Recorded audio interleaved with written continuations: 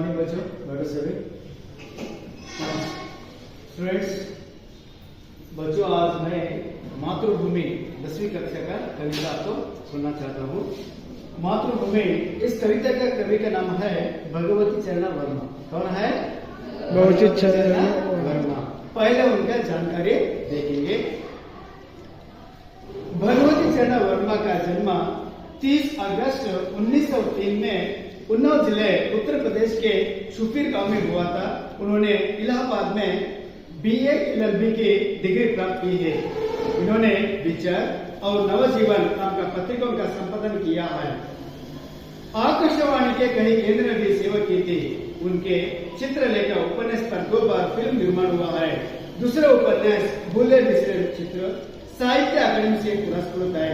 अपने खिलौने पतन, 3 शख्स, टेढ़े मेढ़े रस्ते, युवराज उपन्यास, मेरी कहानियां, मोसबंद तथा संपूर्ण कहानियां संग्रह, मेरी कविताएं, सविनय और एक नाराज कविता, मेरे नाटक वसीयत आदि इनकी अन्य लोकप्रिय कृतियां हैं। 5 अक्टूबर 1981 को वर्मा जी का देहांत हुआ। बच्चों, मातृभूमि कविता के कवि का नाम है भगवती चरण वर्मा। ಇವರ ಪರಿಚಯ ನಿಮಗೆ ಹೇಳ್ತೀನಿ ನೋಡಿ। ಇವರ ಕಾಲ 1903 ರಿಂದ 1981, 1903 to 1981। श्री भगवती चरण वर्मा का जी का जन्म 30 अगस्त 1903 को उन्नाव जिले में उत्तर प्रदेश के शुफिर गांव में हुआ था। ಇವರ ಜನನ 30 ಆಗಸ್ಟ್ 1903 उन्नाव जिलेಯ उत्तर प्रदेशದ सुफीपुर ಎಂಬ ಗ್ರಾಮದಲ್ಲಿ ಆಯಿತು। इन्होंने इलाहाबाद के BA LLB की डिग्री प्राप्त की है। इವರು इलाहाबाद ವಿಶ್ವವಿದ್ಯಾಲಯದಿಂದ BA LLB डिग्री पढ़ಕೊಂಡಿದ್ದಾರೆ। इन्होंने विचार और नवजीवन नाम का पत्रिकों के संपादन किया था।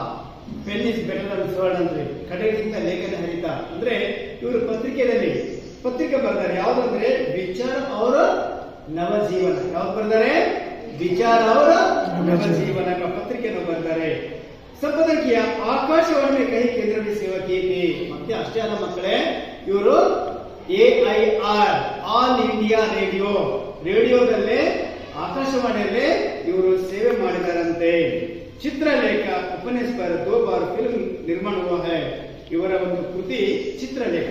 ಈ ಚಿತ್ರಲೇಖ ಕೃತಿಯ ಮೇಲೆ 2 ಸಲ ಫಿಲ್ಮ್ ಫೇರ್ ಅವಾರ್ಡ್ ಬಂದಿದಂತೆ। दूसरा उपन्यास भूले बिसरे चित्र।